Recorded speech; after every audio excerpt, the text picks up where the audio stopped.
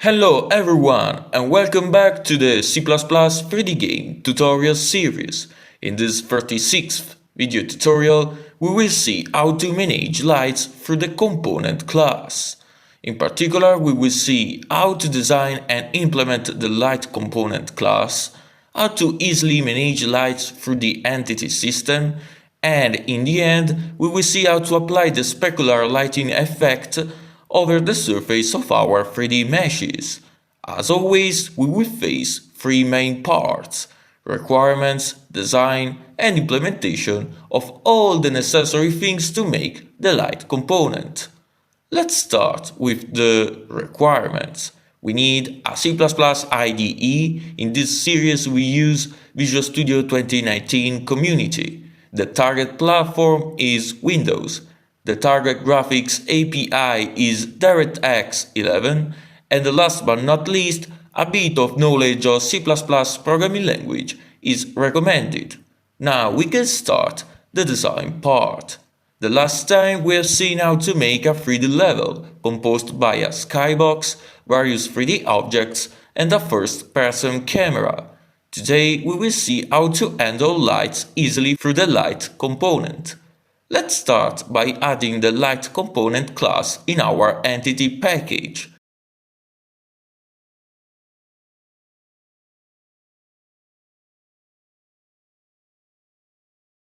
As usual, let's inherit the component class. Since most of the theory behind lighting has been already faced in the previous tutorial, today we will focus mainly on how to design and implement the light component class. Let's start by adding a color attribute to the light component. The transformation part of the light is handled obviously by the transform component. As usual, let's add the setter and getter methods for our attributes. As we have already done with the other graphics components, let's add and handle the light components inside the graphics engine class.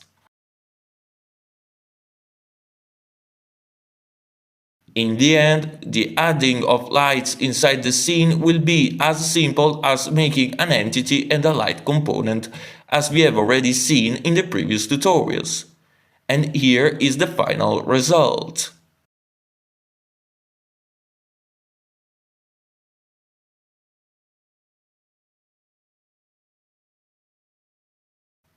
If you have questions, doubts, or comments about this topic, don't hesitate to leave them in the comment section of this video or in the Discord server. The link to the Discord server is available in the video description. Also, if you find these tutorials helpful, please consider to support their development on Patreon. Every single contribution makes the difference, regardless the amount. Very well, we have gathered all the necessary information to start the implementation. As first thing, let's go to the entity folder and let's add a new class. Let's call it light component.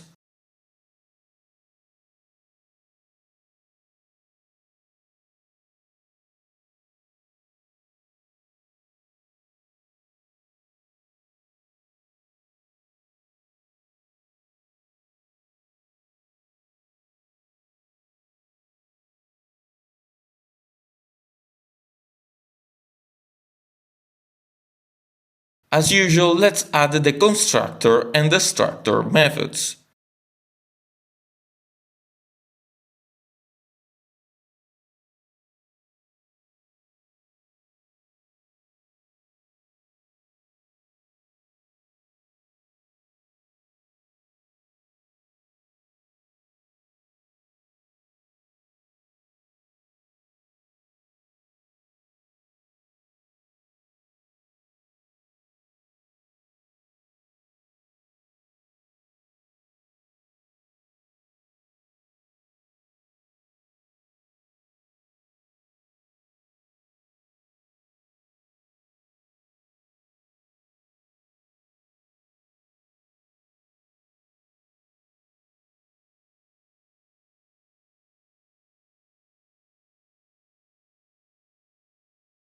At this point, let's add the color attribute of type vector 4D.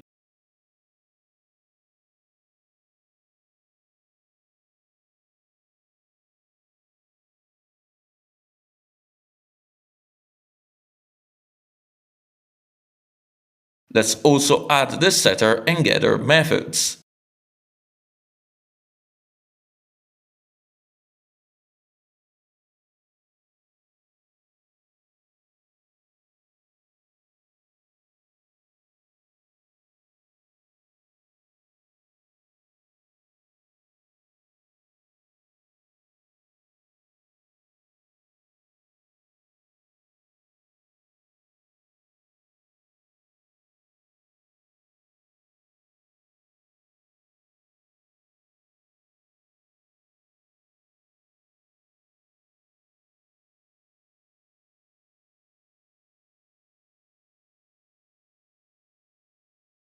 So far so good. At this point, let's implement the onCreateInternal method, as we have already done for the previous components.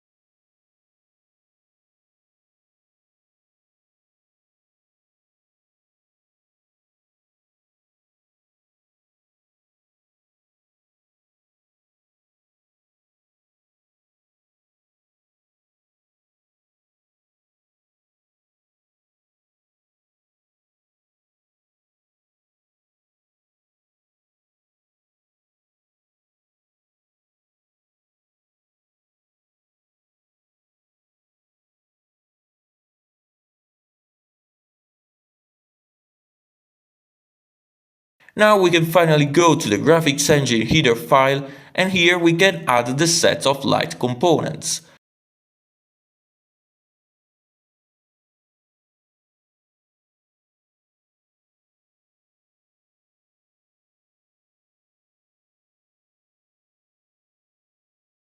Let's remember to add a forward declaration to light component class in the prerequisites header file.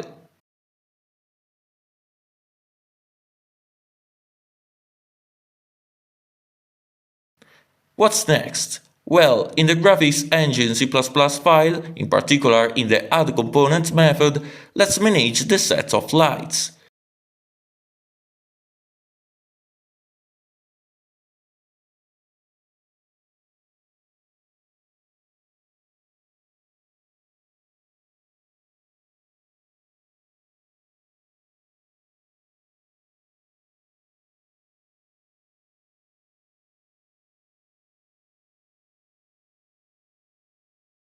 Since the management of multiple lights is a bit advanced for now, let's prevent the user to add more light components. We will face the multiple lights topic in the next tutorials.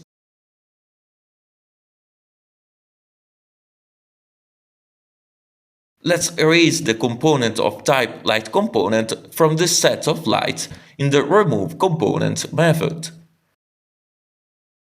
So far so good. Let's go to the update method, and here, just after the management of cameras, let's add the management of lights.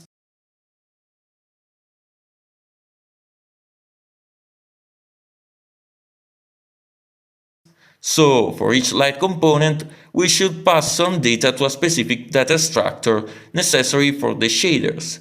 So let's go to the mymaterials.hlsl file,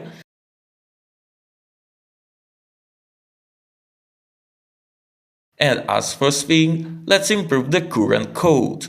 Currently we have the VS output and PS input data structure separated, but in general the structures contain the same data. So let's merge them in one single structure and let's call it VPS in out. Let's replace VS output and PS input with the new data structure.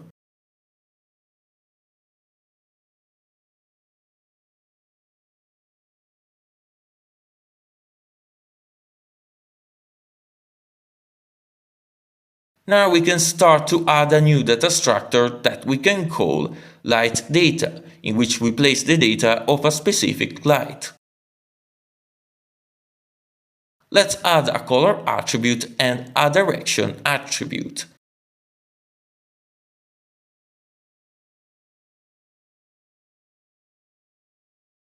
Then let's add the light data attribute inside the constant structure.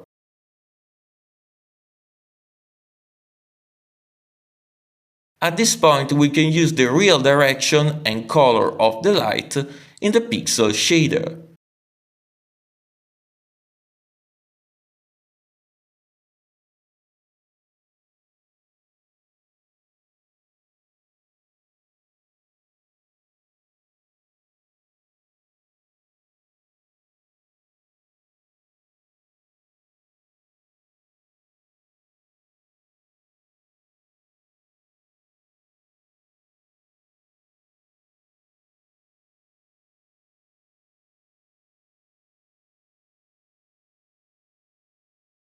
Very well, now we have to define the light data structure in the graphics engine C++ file.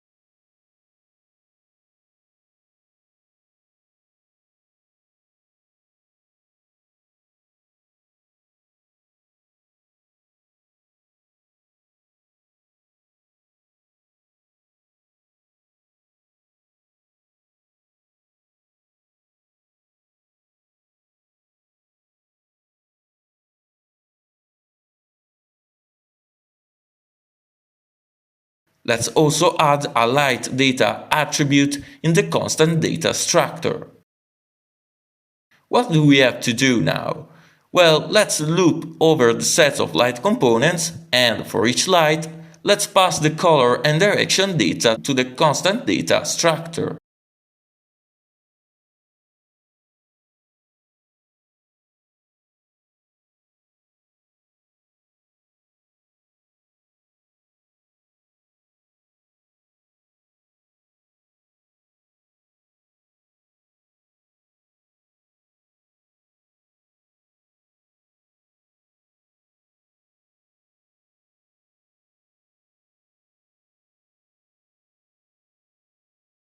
The light direction is nothing more than the z direction contained inside the word matrix.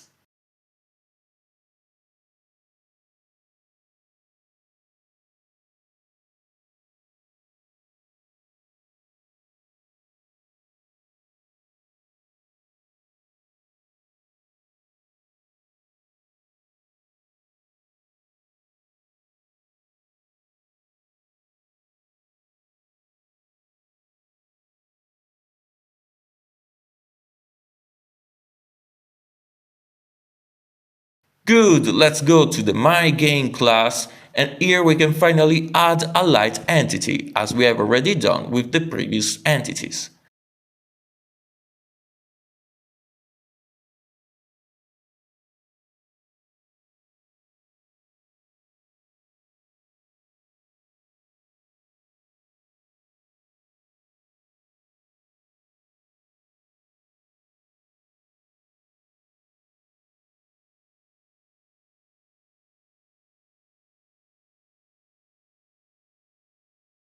Let's remember, as usual, to include the light component header file in the all header file.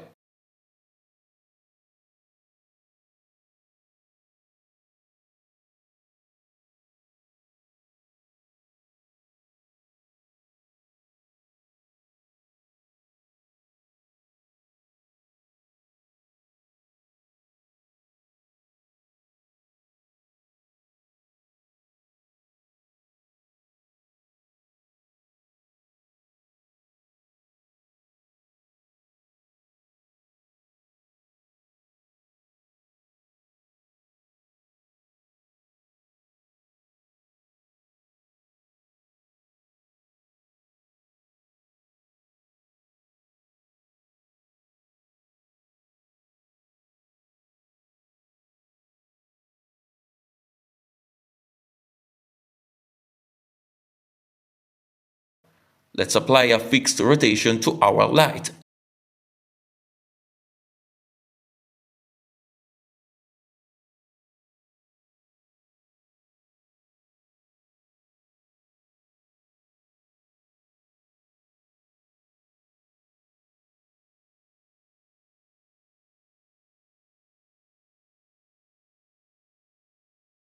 And now let's see if it works.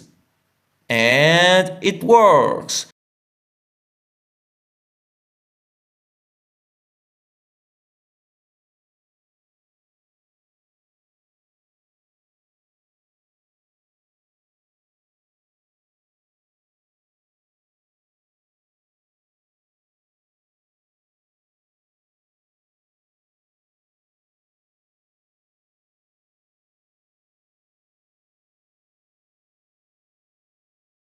At this point we can animate our light.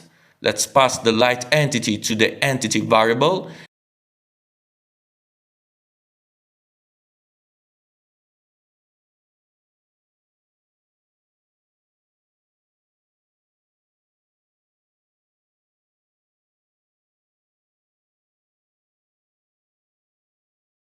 And in the onUpdate method, let's use the line we have previously commented that allows to rotate an entity of a certain amount each second.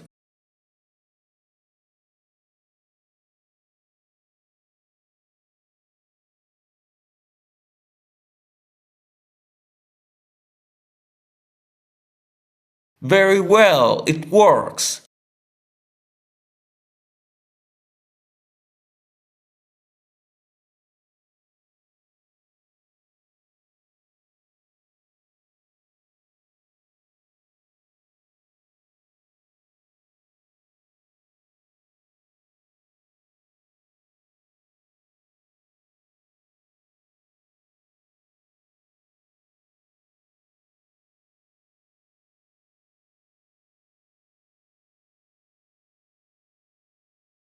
As last thing, we can add the specular lighting. To do that, let's go to the My Material file and let's add the camera position attribute in the constant structure.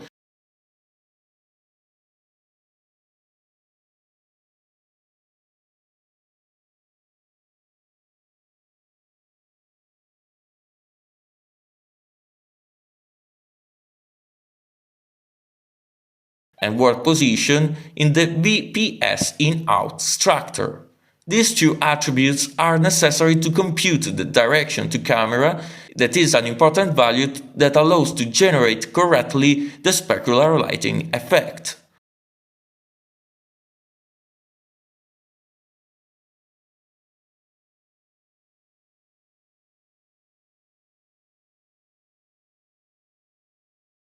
So let's store the world position in the vertex shader.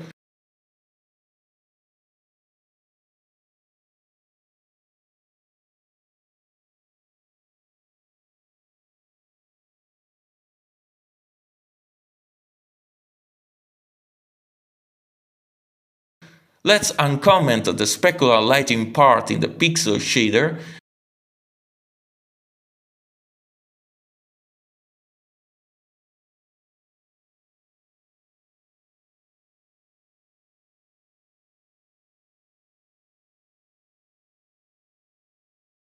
And let's fix some typos.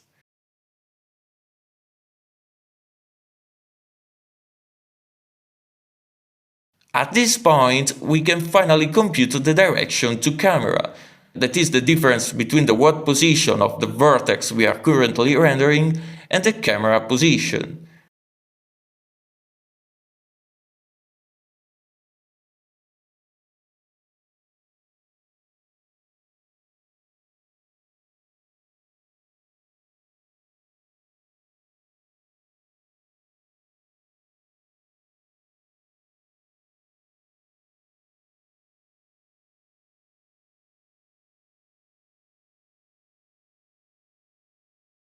That's all, we have only to use it in the dot function with the reflected vector of the light.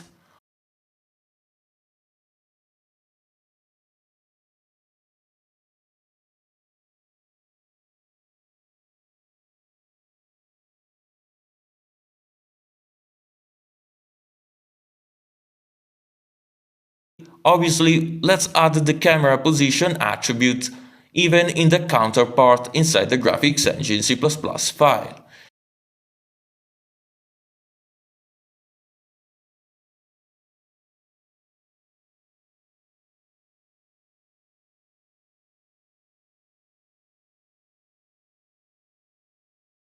In the update method, let's pass the position of the transform component of the camera inside the constant data structure.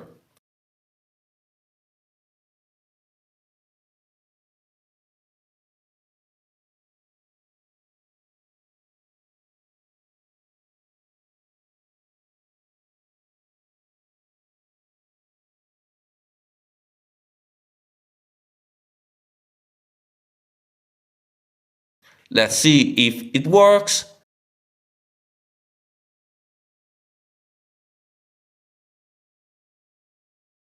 And it works.